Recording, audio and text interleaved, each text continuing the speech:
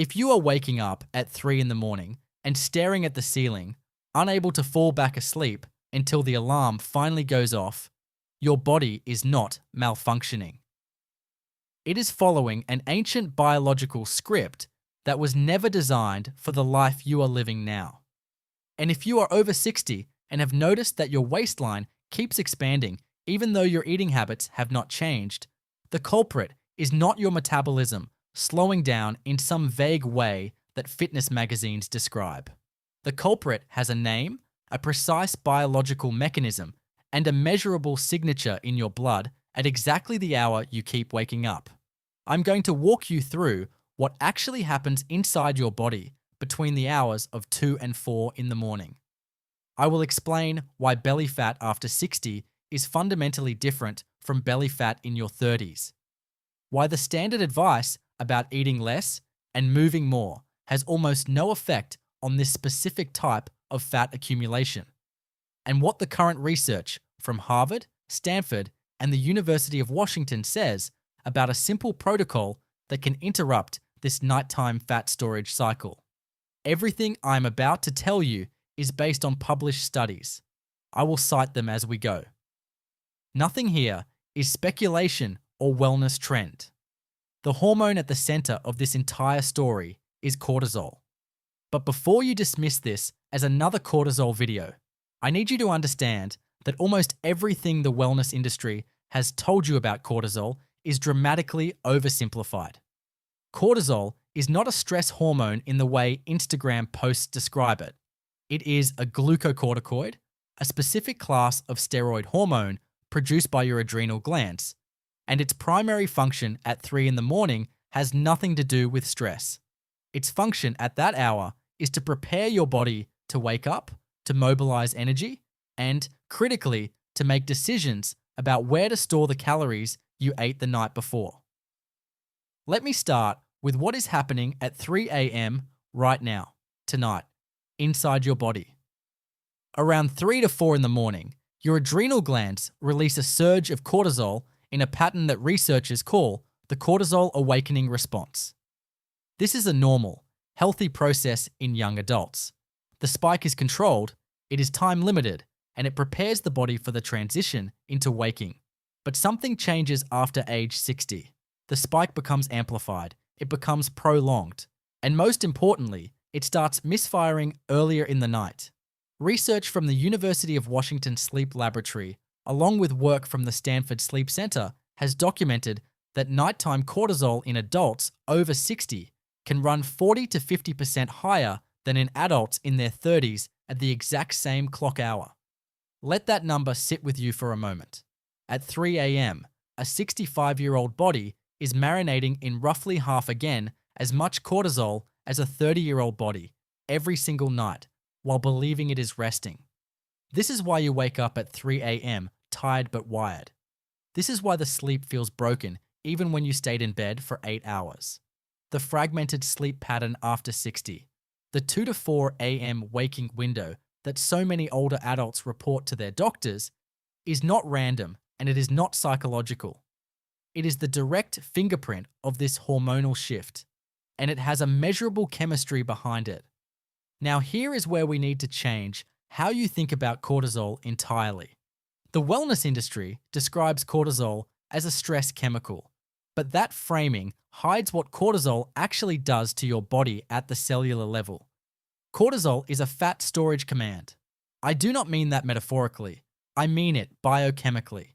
When cortisol circulates in your bloodstream, it directly activates an enzyme called lipoprotein lipase, specifically in visceral fat tissue, the fat that wraps around your organs inside your abdomen. This enzyme pulls circulating fatty acids out of your blood and deposits them into your belly fat cells. That is its entire job. That is what the enzyme is for. But it gets worse. Cortisol also stimulates the production of brand new fat cells in the abdominal region through a process called adipogenesis. So while cortisol is elevated in your bloodstream overnight, your body is receiving two simultaneous instructions. Store more fat in the belly cells you already have, and also build additional belly fat cells to store even more. This process is happening while you sleep. While you are lying there in the dark, believing nothing is happening, your body is under biochemical instruction to store fat specifically around your midsection. This is why your stomach can expand even when your diet and activity have not changed. The math has nothing to do with calories. The math has to do with hormones. This brings us to one of the most important points in this video, and it is one that almost no mainstream health content explains properly. Belly fat after 60 is fundamentally hormonal, not caloric. Two people over 60, eating the identical number of calories, doing the identical amount of exercise, can have dramatically different waistlines based on a single variable, their overnight cortisol patterns. The reason is biological and specific. Visceral fat cells, the belly fat that sits around your organs, have approximately 4 times more cortisol receptors than the subcutaneous fat cells on your hips, thighs, and arms. Think about what that means. Your belly fat is 4 times more sensitive to cortisol signals than the rest of your body fat. When cortisol rises at 3 a.m., the belly gets the loudest message. A 2019 study published in the Journal of Clinical Endocrinology and Metabolism tracked 400 adults over the age of 60 for a full year. The researchers measured their overnight cortisol levels, their caloric intake, their activity levels, and their abdominal fat changes. What they found should fundamentally change how you think about weight management after 60. Overnight cortisol levels predicted abdominal fat gain more accurately than caloric intake. They predicted it more accurately than activity level. The waistline after 60 is not a willpower readout. It is a cortisol readout. Now let me layer on the second hormone involved in this nighttime story, because cortisol does not work alone. Cortisol amplifies the effect of insulin, and the interaction between these two hormones is what creates what I call the double lock on your fat cells. When cortisol rises overnight, it signals your liver to release stored glucose through a process called gluconeogenesis. The liver essentially manufactures sugar and dumps it into your bloodstream, even though you have not eaten anything for 8 or 10 hours. Your pancreas detects this rising glucose and does what it always does. It releases insulin to bring the glucose back down. The result is that older adults can have measurably elevated insulin at 4 in the morning, despite being in a fasted state all night. This is not normal. This should not be happening. And the consequence is profound. Insulin is the hormone that tells your fat cells to stay closed for storage, not open for burning. So now you have cortisol telling your body to store fat in the belly, and you have insulin locking those fat cells into storage mode. Both hormones are elevated. Both are pushing the same direction. This is the double lock. Your body is not burning fat while you sleep. Your body is actively building it. There is another piece of this puzzle that explains the specific 3 a.m. waking pattern so many older adults experience. The same cortisol surge that is storing fat is also the reason you are awake at that exact hour. Here is the sequence. Cortisol spikes, the liver releases glucose, insulin rushes in to manage the glucose, and insulin overcorrects, driving your blood sugar down. When blood sugar drops suddenly at 3 a.m., your brain interprets the crash as a survival emergency. It triggers a second cortisol release to push your blood sugar back up. That is the moment you wake up. That is the wired but exhausted feeling. Your brain is in alarm mode. Continuous glucose monitor research from Stanford, led by researcher Michael Snyder, has documented this exact pattern in adults over 55 with disrupted sleep. The 3 a.m. wake up is not insomnia. It is a blood sugar emergency. And here is the part that most people do not realize. Everything you do in the evening, the hours before you go to sleep, sets the stage for how severe this cortisol pattern becomes overnight. The composition and timing of your evening meal directly determines how much cortisol your body produces during the night. There are 3 specific evening habits that guarantee an elevated 3 a.m. cortisol response in adults over 60, and most people over 60 are doing all three without realizing it. The first mistake is eating refined carbohydrates or sugar within 3 hours of bedtime. A pasta dinner at 8 p.m., a dessert at 9 p.m., a bowl of ice cream while watching television at 10. These meals trigger a blood sugar roller coaster that continues through the first half of the night. Your body is trying to process that sugar while also trying to initiate sleep cycles, and the two processes interfere with each other.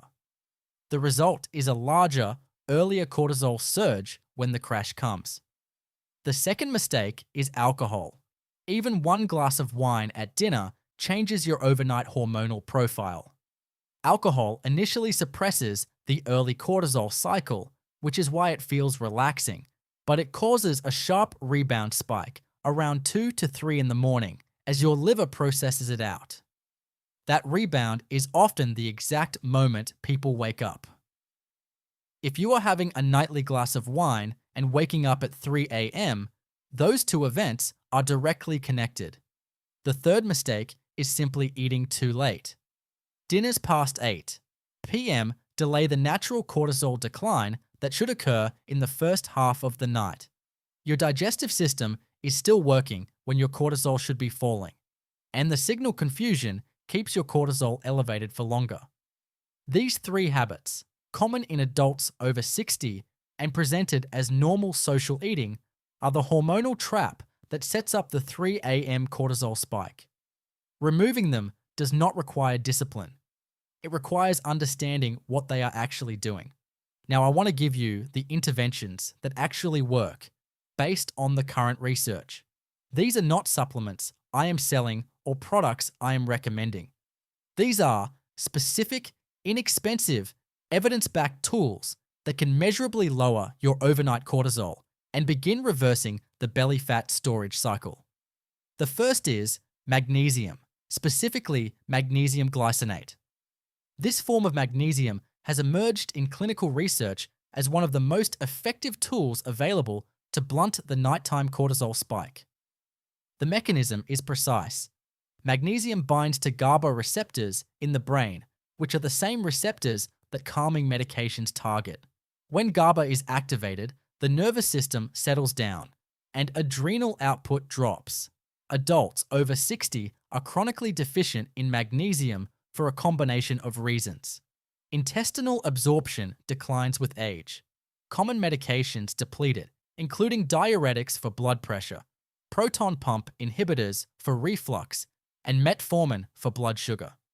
Most people over 60 are walking around with suboptimal magnesium levels and do not know it. A 2021 clinical trial published in Sleep Medicine Reviews gave adults over 6,300 to 400 milligrams of magnesium glycinate 90 minutes before bed. The overnight cortisol levels dropped by an average of 28% within 4 weeks. This is one of the most accessible and inexpensive interventions in the entire field of sleep and hormonal health. The glycinate form matters because magnesium citrate and magnesium oxide, the cheaper forms sold in most pharmacies, are poorly absorbed and often cause digestive upset before they reach useful blood concentrations. The second intervention is bedtime protein. A 20 to 30 gram dose of slow digesting protein consumed 60 to 90 minutes before sleep stabilizes your blood sugar through the entire night. The best sources are casein protein powder mixed in water, cottage cheese, or plain Greek yogurt. All three release amino acids slowly over 6 to 8 hours, providing a steady nutrient supply that prevents the blood sugar crash that triggers the secondary cortisol surge. Research from Maastricht University in the Netherlands has demonstrated that bedtime protein in adults over 60 does two things simultaneously. It improves overnight muscle protein synthesis, meaning you are preserving lean tissue. And it reduces morning cortisol measurements. This is not a bodybuilder hack. This is metabolic insurance for an aging body. The third intervention involves light. Cortisol production is tightly regulated by light exposure through a tiny region in your brain called the suprachiasmatic nucleus. Any light exposure between 10 p.m. and 6 a.m., and I mean any, bathroom lights when you get up at night, phone screens, a television left on, the glow from a digital clock, suppresses melatonin and elevates cortisol. Adults over 60 are particularly vulnerable to this because natural melatonin production declines by up to 80% between ages 30 and 70. The older body has less melatonin to protect it from light disruption. Every bright light exposure has a larger effect. Studies from Harvard Medical School have confirmed that even brief bright light exposure at 2 a.m. raises cortisol by 50 to 100% for the following 2 hours. This means that a simple trip to the bathroom with the overhead light on can extend your elevated cortisol window by hours. The practical solution is inexpensive. Install blackout curtains. Replace bathroom nightlights with red spectrum bulbs, which do not suppress melatonin. Enable blue light filters on every device in your bedroom. These are not luxury wellness purchases. They are cortisol management tools with measurable hormonal impact. Now, the final piece of this puzzle is the morning reset, because you cannot just lower cortisol at night without also restoring its natural rhythm during the day. The goal is not to eliminate cortisol. Cortisol in the morning is good. It is what gets you out of bed and powers your day. The goal is to restore the natural rhythm, high in the morning, low at night, which is the pattern of a metabolically healthy body. Bright sunlight within 30 minutes of waking anchors the cortisol cycle to daylight. This is one of the most powerful and most underused interventions in all of circadian health research. 10 to 20 minutes of direct outdoor light exposure before 9 a.m. has been shown to reduce nighttime cortisol by 15 to 25% within 2 weeks. Not sunlight through a window, not sunlight through sunglasses. Direct outdoor light entering your eyes. The signal travels from your retinas to your suprachiasmatic nucleus, and that single signal sets the timing for your entire 24-hour hormonal cycle. Morning movement reinforces this effect. Even a 10-minute walk outside after waking provides compounding benefits. You are combining light exposure with gentle physical activation, both of which sharpen the morning cortisol peak and accelerate its decline later in the day. One last piece of the morning protocol that runs against popular habit. Delay caffeine until 90 minutes after waking. Your body produces its natural cortisol peak in the first 60 to 90 minutes after you wake up. If you pour coffee into that peak, you blunt your own natural cortisol rhythm and train your adrenal glands to produce less morning cortisol over time. The system compensates by pushing cortisol production into the night, which is exactly the opposite of what you want. Wait 90 minutes. Drink water first. Get outside. Let your body produce its natural cortisol surge the way it is designed to, and then add caffeine on top. If you implement these interventions together, not individually, the research shows the cortisol cycle begins to normalize within 2 to 4 weeks. Magnesium glycinate 90 minutes before bed. 20 to 30 grams of casein or cottage cheese 60 minutes before bed. Blackout curtains and no bright lights after 10 p.m. Direct outdoor sunlight within 30 minutes of waking. Delayed caffeine, consistent sleep and wake times 7 days a week, including weekends. This combination retrains the entire cortisol cycle back toward a younger pattern, and this is where the belly fat story comes full circle.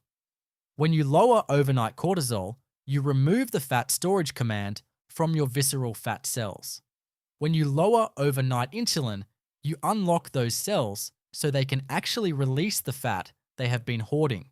When you restore the morning cortisol peak, you set up better fat oxidation during the day. The waistline after 60 is not lost to aging. It is lost to a broken hormonal cycle that most people are not taught to recognize, let alone fix. I want to close with something direct. The medical system, for structural reasons having to do with how insurance and appointment times work, is not designed to catch the overnight cortisol pattern. Your annual physical will not measure it. Your primary care doctor will not ask about your 3 a.m. waking. If you want this addressed, you have to understand the mechanism yourself and either work with a physician who specializes in functional or metabolic medicine, or implement the lifestyle interventions under the supervision of your regular doctor while monitoring your own response. This is not a recommendation to abandon medical care. It is a recommendation to bring specific, informed questions to your medical care. If this content is useful to you, subscribe so you get the rest of the series. The next video will cover the specific blood tests to request from your doctor to confirm whether your overnight cortisol pattern is driving your symptoms, and how to interpret the results. And if you are implementing the protocol starting this week, leave a comment so I know who is actually moving on this. I read every comment, and I will be following up in a few weeks with community data on what is working for people over 60. Your body is not broken. It is following instructions. The question is whether the instructions it is receiving are serving you, or quietly working against you at 3 in the morning every night while you sleep.